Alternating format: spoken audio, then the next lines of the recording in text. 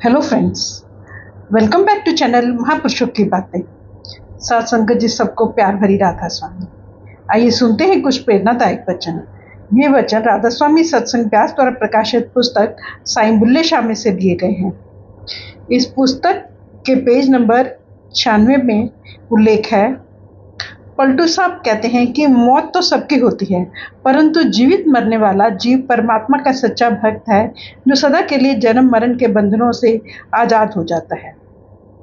दादू साहब कहते हैं, सच्चे प्रेमी तन और मन की सुध खोकर जीवन मृतक हो जाते हैं, जिससे उनको अंदर शब्द का महारस मिल जाता है, उनकी आत्मा की पहचान हो जाती है और सच्चे साहिब के दर्शन हो जाते हैं। हजरत सुल्तान बाहू समझाते हैं कि सच्ची फकीरी जीवित मरने में है और परमात्मा को मिलने का अर्थ भी जीवित मरने से ही प्राप्त होता है। साईं बुल्ले शाह हदीस में से मूतू कबलता मूतू के उदाहरण से उपदेश करते हैं कि मरने से पहले मरने का ज्ञान सीखो, क्योंकि इस अभ्यास का साधक मरणोपरांत दोबारा जीवित हो जाता है। उसको न दरगाह में लेखा देना पड़ता है, न ही नरकों के दुख सहने पड़ते हैं। मनुष्य जन्म का वास्तविक ध्येय परमात्मा से मिलाप करना है, जो जीवित मरने के अभ्यास से ही पूरा होता है। ध्वनि एवं प्रकाश। जीवित मरने, पूर्ण एकाग्रता है, समाधि की अवस्था प्राप्त होने, आंतरिक आँख खोलने और 10वें दरवाजे में दाखिल होने पर जीव को अंदर क्या अनुभव होता है। इस प्रकार हम मुर्दा लोगों की बस्ती से गुजरकर अमर जीवन वाले लोगों के देश में पहुंच जाते हैं। असी मोया दे परले पार जीवंदियां विच वहिंदे हां। आप बताते हैं, काले कुंडल के अंदर छिपे घेरे अर्थात शिव नेत्र या नुक्ताए सफेदा में दाखिल होने पर साधक को 3 प्रकार के अनुभव होते हैं। उसको अंदर कलमे या शब्द की आवाज सुनाई देती है, शब्द या कलमे का नूर दिखाई देता है और सदगुरु के नूरी स्वरूप के दर्शन होते हैं। इस बिंदु में दाखिल होने को साईं जी ने ऐसे ठाकुर द्वारे में पहुंचने का नाम दिया है, जहां अनहद के अनेक नाद गूंजते हैं और परमात्मा का प्रकाश बरसता दिखाई देता है। कई संतों महात्माओं ने अपनी वाणी में संकेत किया है कि अंदर 10वें दरवाजे में प्रवेश करने से आत्मा को शब्द या कलमे की आवाज सुनाई देती है और शब्द या कलमे का प्रकाश दिखाई देता है। ख्वाजा हाफिज कहते हैं, ध्यान को 6 चक्रों और 7वें आसमान से परे ले जाएं तो अंदर शब्द की 5 नौबतें सुनाई देने लगती हैं। हजरत शम्स तबरेज कहते हैं, ख्याल का तंबू शरीर के 6 चक्रों से उखाड़कर अंदर 7वें आसमान में गाड़ दे तो अंदर खुदा के कलमे की 5 धुनें सुनाई देने लगती हैं। कबीर साहब कहते हैं, जब 9 दरवाजे बंद कर लें तो अंदर अनहद के बाजे बजने सुनाई देने लगते हैं। मूंद ले दरवाजे, बाजाले अनहद बाजे।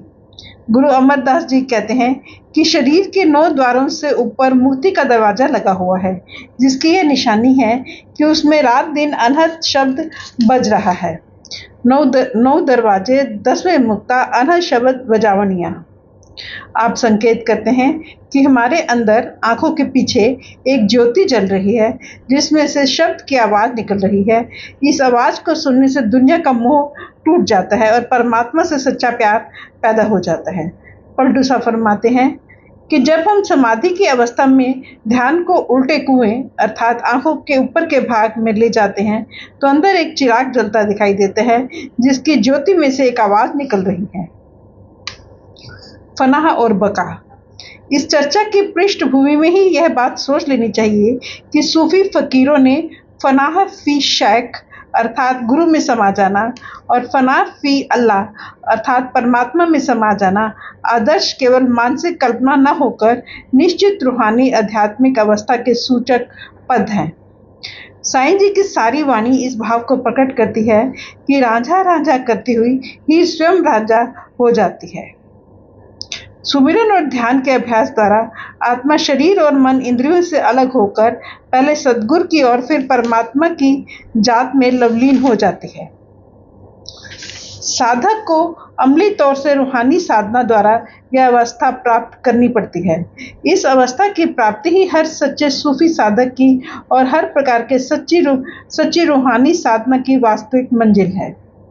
साईं जी अपनी काफी नी में हुन सुनिया इश्क शरा की नाता में कहते हैं, अंदर साडे मुर्शद वसदा नेह लगाता जाता। इसी प्रकार अपनी काफी कदी अपनी आंख बुलाओगे के अंतिम पद में कहते हैं, जब तक शिष्य गुरु में समाकर गुरु का रूप नहीं हो जाता, वह अंदर परमात्मा का दर्शन नहीं कर सकता।